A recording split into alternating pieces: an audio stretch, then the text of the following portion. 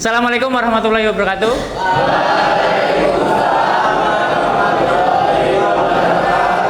Selamat pagi. Luar biasa, tetap semangat. Senang sekali semuanya bersemangat dan kompak. Hari ini ada yang tidak masuk? Ya, atas nama siapa? Valen ya. Keterangannya apa? Sakit. Satu saja. Oke, saya input dulu. Tanya. Baik, bertemu kembali dengan saya ya di Mapel KKA, Coding dan Kecerdasan Artifisial, yang mana kali ini kita pembahasannya itu mengenai pemrograman Python, tapi masih dalam tahap awal ya. Jadi ini judulnya pengantar pemrograman Python kayak gitu. Jadi setelah pertemuan yang sebelumnya itu bahwa sudah saya jelaskan bahwa bahasa pemrograman yang ada di dunia saat ini itu banyak sekali ya, banyak sekali, dan ini ya untuk prakteknya ini nanti kita akan menggunakan bahasa pemrograman Python. Logonya seperti itu, seperti ular ya, kebetulan namanya juga Python. Ada yang tahu nggak ini kenapa kok dinamakan Python? Nggak tahu. Oke. Nah, nanti akan saya jelaskan. Oke, yang pertama tujuan pembelajarannya ada 4 ini ya. Jadi yang pertama memahami konsep dasar pemrograman menggunakan bahasa Python. Jadi masih dasar dulu ya. Pemrograman itu kalau sudah tingkatan lanjut advance itu cukup rumit gitu ya untuk dipahami. Makanya ini yang saya terangkan adalah yang dasar dulu gitu. Kemudian yang kedua, mengembangkan keterampilan berpikir komputasional melalui praktek pemrograman. Nah, di awal ya materi yang pertemuan pertama itu sudah dijelaskan juga mengenai berpikir komputasional. Ada 4 pilar itu ya. Ada apa namanya dekomposisi ya yang pertama. Kemudian yang kedua pengenalan pola.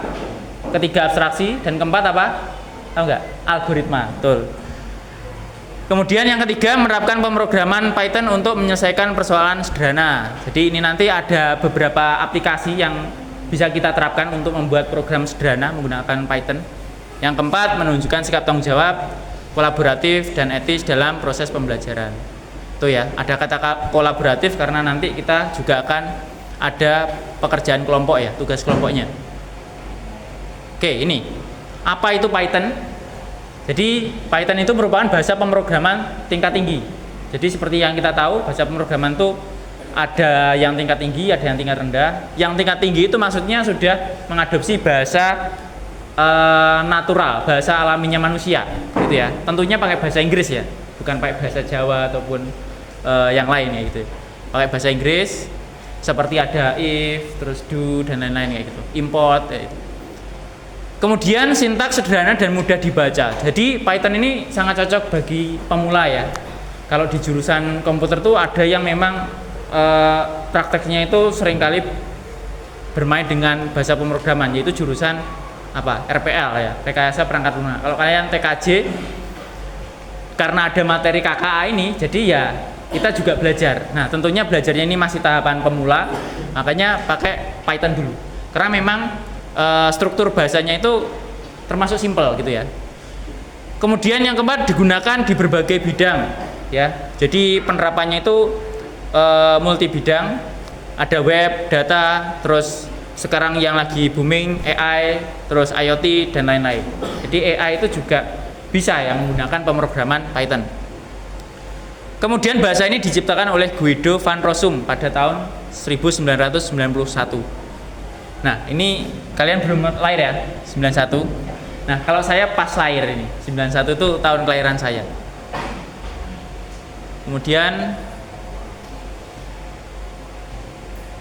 nah, ini asal usul ya. Kenapa kok tadi dinamakan Python, Pak gitu? Apakah Guido apa tadi namanya penemunya nanti namanya siapa? Guido van Rossum ya, bacanya gitu ya, pokoknya bacanya gitu, Guido van Rossum. Nah, itu apakah penghobi ular atau gimana kok dinamakan Python? Ternyata tidak ya.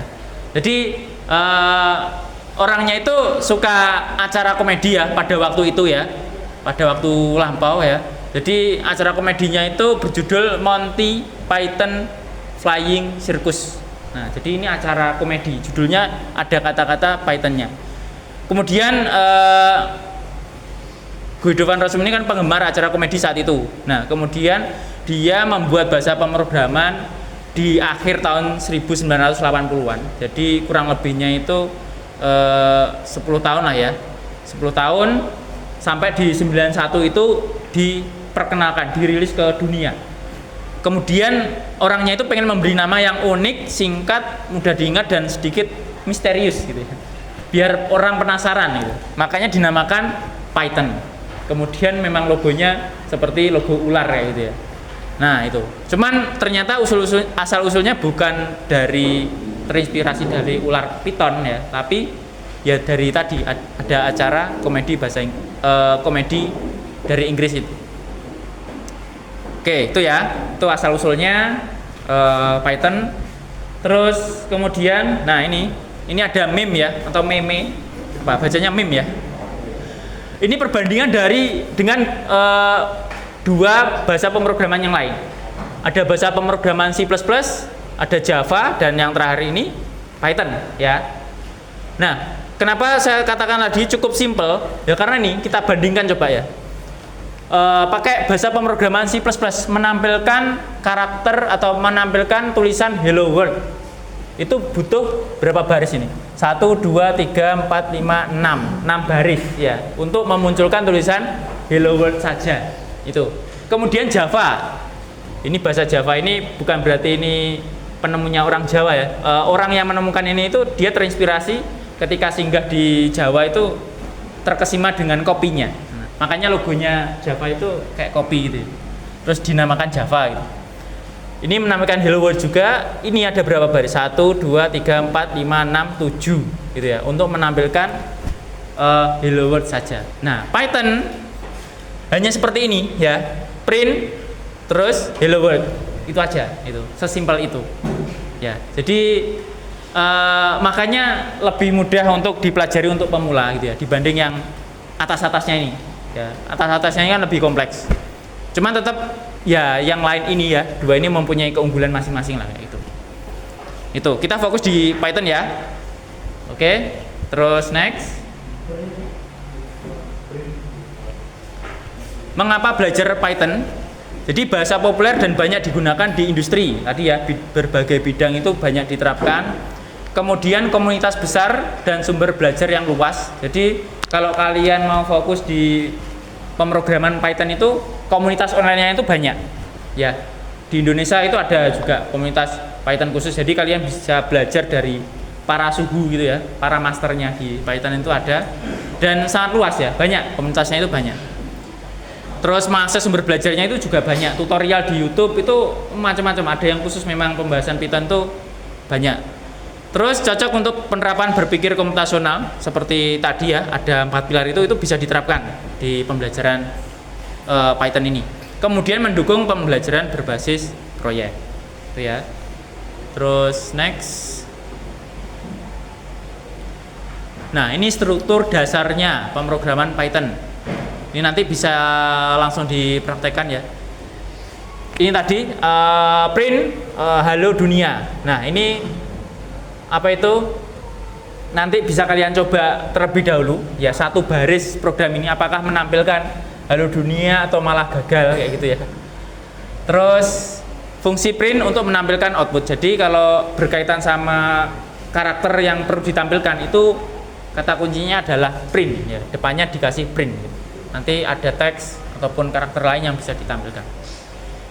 Kemudian ya, elemen dasar Python terdiri dari variabel dan tipe data. Variabel itu untuk menentukan ya. Jadi nanti yang diolah itu apa? Apakah tipenya itu karakter ya atau string ataukah angka? Ya, angka itu bisa integer, bisa float. Kemudian ini ada operator. Operator ini kalau nanti kita praktek untuk bikin sebuah kalkulator sederhana ya. Ada plus, minus, bintang ini kali, terus ini bagi, persen. Nah, itu. Terus percabangan ya, percabangan itu kondisi ya, ada if, else. kondisi itu kayak gimana, percabangan itu kayak gimana. Jadi semisal gini ya, kalian sedang menanak nasi gitu ya di Magicom. Nah itu kan ada indikatornya ya, ada warm, ada cook gitu ya, ada merah, ada hijau mungkin kalau lampu, pakai lampu.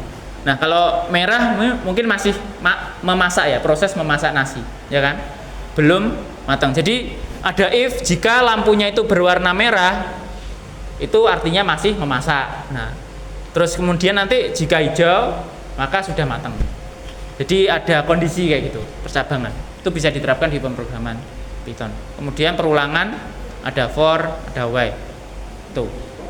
Kemudian next, oke, contoh program sederhana ya seperti ini bisa langsung coba kita praktekkan ya. Ini program yang pertama, ini yang program yang kedua. Itu silahkan yang menggunakan laptop bisa pakai laptopnya, yang pakai HP juga bisa pakai HP-nya. Tentunya kalau HP pakai online Python, kalau di laptop bisa VS Code, atau VS Code-nya misalkan belum diinstal bisa pakai ini ya, apa namanya, online Python juga. Silahkan diakses, yang penting ada koneksinya, jangan lupa koneksi internet. Oke, silahkan diketikkan ini ya, yang pertama dulu, yang sederhana ini aja dulu, 2 baris ini aja. Nah ini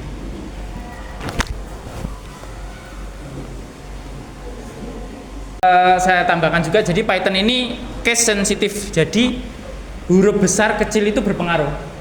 Misalkan kalian tulis printnya ini huruf besar semua, nah nanti akan error gitu ya. Terus nama yang di sini hurufnya besar semua, terus di sini hurufnya kecil, nah itu juga berpengaruh, nanti nggak bisa kebaca. Jadi kalau di sini ya, yang di sini contohnya kecil ya, jadi namanya case sensitif gitu. Huruf besar kecilnya berpengaruh.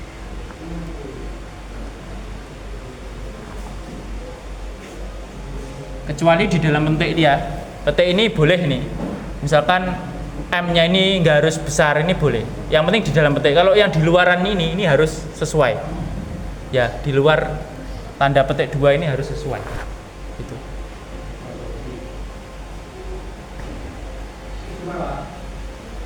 Sudah diketik? Nah, ketik yang pertama ini di online Python, atau yang pakai VS Code di VS Code. Kalau sudah di run, ada tulisan run atau debugging ya. Di VS Code di pojok kanan atas itu ada tombol untuk debugging atau run-nya, di running muncul. Di situ nanti kalau berhasil kalian disuruh memasukkan nama kamu ya, suruh ngetik misalnya Aldi gitu ya. Terus di enter, maka nanti akan muncul selamat datang Aldi gitu. Kalau yang bener loh ya.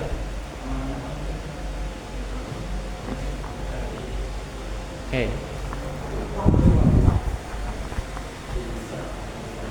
Kalau sudah sampai situ berarti selesai programnya. Dia kalau mau dijalankan lagi harus di running lagi.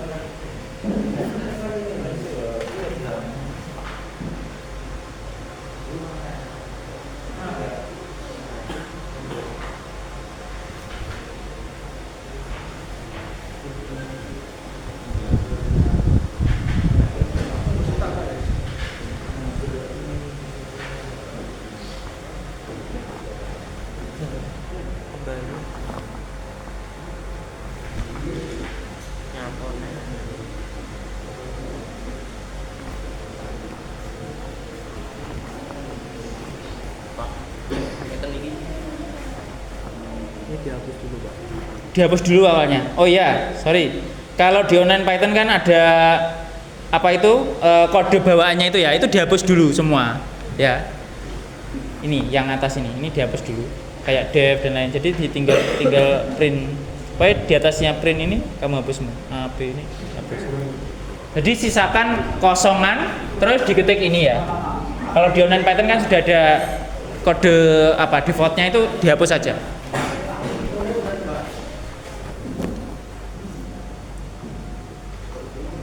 Input, nah Rendra, harusnya isinya itu maksudnya adalah namamu, inputkan namamu gitu ya. Oke ya, maksudnya di sini itu kalian ketikan ini ya, jangan ini langsung nama kalian. Masukkan nama Anda ya, ketikan sesuai seperti ini. Masukkan nama Anda atau ketikan nama Anda. Tulisannya seperti ini. Bukan berarti langsung diisi Rendra di sini, itu enggak. Ya. Ketikan dulu ya. Oke, enggak apa-apa. Bisa dibenerin lagi. Terus nanti coba di running lagi. Itu ya. Jadi nanti kalian ngetikannya itu setelah di running. Ngetikan namamu itu ketika sudah jadi, terus di run itu baru diketikkan. Sudah? Bisa? Nah. Enggak gitu, jadi masukkan nama Anda, ketikan sesuai itu. Masukkan nama Anda. Ya, wes, terus di run lagi. Nah, masukkan nama Anda, ketik Rendra. Rendra ganteng boleh. Udah. Terus di enter. Kalau sudah enter, Pak. Ini ketik dulu. Masukkan nama Andanya di sini. Oh, di situ, Pak. Rendra. Terus enter. Nah, klik. Oh, Sudah, ini, selamat datang Rendra. Nah. Ada yang sudah berhasil? Yang lain? Bisa? Nggak bisa? Oke, seperti ini berarti ada error ya. Nah, kalau ada error di sini dibaca line 2 itu berarti baris nomor 2, 1, 2. Di sini ada yang salah di sini. Oh, ini harusnya sama kayak ini ya. Nama di sininya juga tulis nama. Kaisa Adelia ini ditulis nama, itu ya. Oke, itu. Ini dan ini disesuaikan. Ini kamu tulis nama dulu. Oke.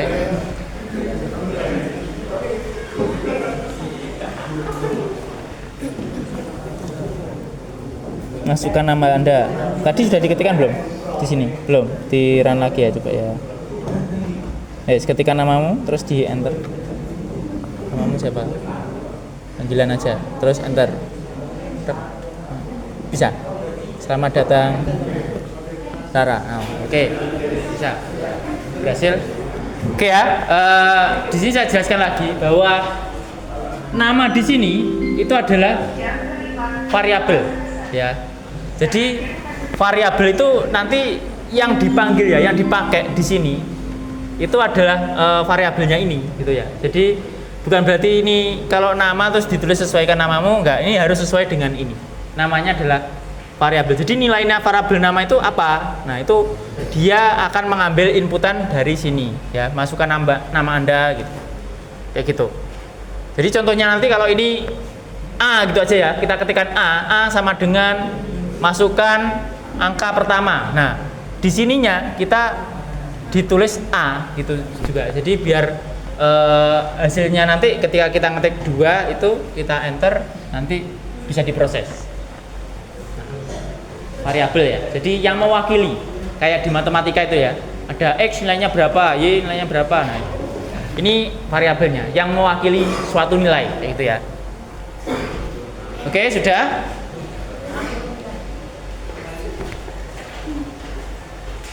Oh iya, tadi saya persepsi di awal itu lewat. Jadi maksudnya ini ya, pemrograman ya. Selain tadi saya jelaskan kenapa kita kok mempelajari Python gitu ya. Nah, kenapa kita mempelajari pemrograman gitu ya sekarang ya. Jadi ibaratkan ini sebagai dasar ya, biar kita tahu. Di era digital ini kan kita sudah terbiasa pakai aplikasi gitu ya. Berbagai macam aplikasi ya, ada aplikasi untuk chatting, ada untuk game, ada untuk hiburan ya, musik dan lain sebagainya itu dasarnya apa gitu ya. Itu di baliknya itu ada apa saja. Nah, salah satunya adalah penyusunnya adalah pemrograman ini, coding ini ya. Jadi kalau ibaratkan sepeda motor itu ya, kan tahu ya berwujud ya, fisik. Kalau aplikasi kan software gitu ya. Tidak berwujud ya. Kita nggak bisa menyentuh teksturnya kayak gimana. Kalau sepeda motor kan bisa. Sepeda motor kan kalau dibongkar kelihatan ya asal muasalnya dari apa gitu ya. Penyusunnya itu apa? Ada roda, ada mesin gitu ya.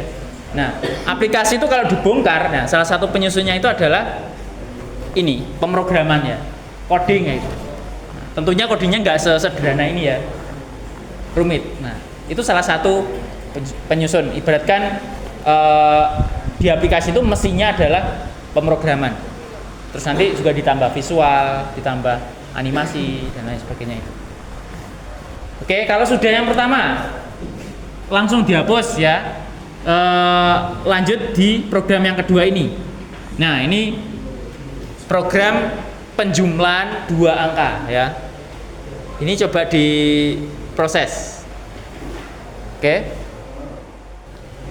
Ya, kalau ini sudah, lanjut dicoba ini ya. Ini program untuk penjumlahan 2 angka. Apakah programnya itu bisa menghitung gitu ya? Apakah hitung-hitungannya benar?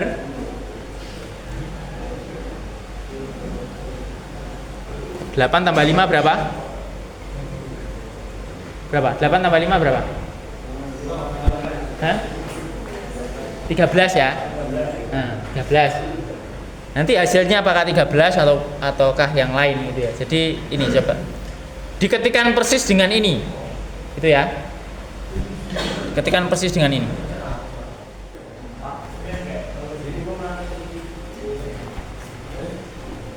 Gimana? Oh, dihapus saja angka 1.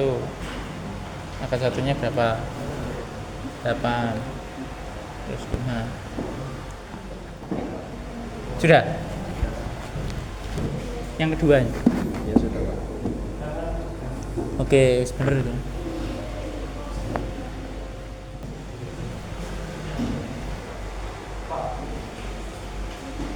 Sudah.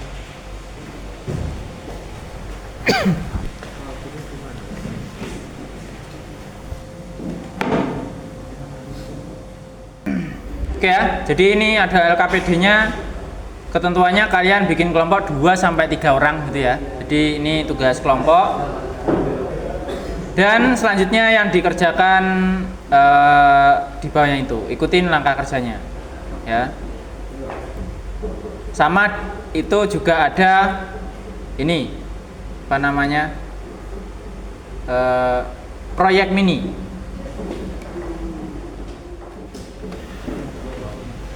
Oke, jadi itu tadi langkah-langkahnya sudah seperti apa yang kita praktekkan secara individu. Nah, kita langsung aja nanti di tugas kelompok itu ya. Jadi ada tugas kelompok untuk membuat proyek mini ini ya, membuat program menggunakan Python ya, program sederhana. Yang pertama membuat kalkulator, gitu ya, kalkulator. Jadi isinya nanti itu operasi kalkulator atau operasi aritmatika yang dasar aja. Penjumlahan, perkalian, pembagian, pengurangan.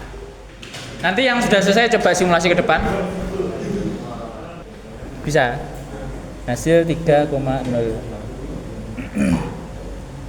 Masukkan angka pertama, masukkan angka kedua.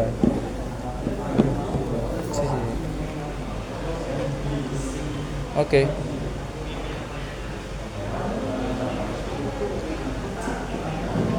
Benar. Oke, kelompoknya Tito coba maju ya, mensimulasikan hasil pekerjaan kelompoknya ini, kelompoknya Tito. Silakan laptopnya dibawa ke sini, ke depan. Oke.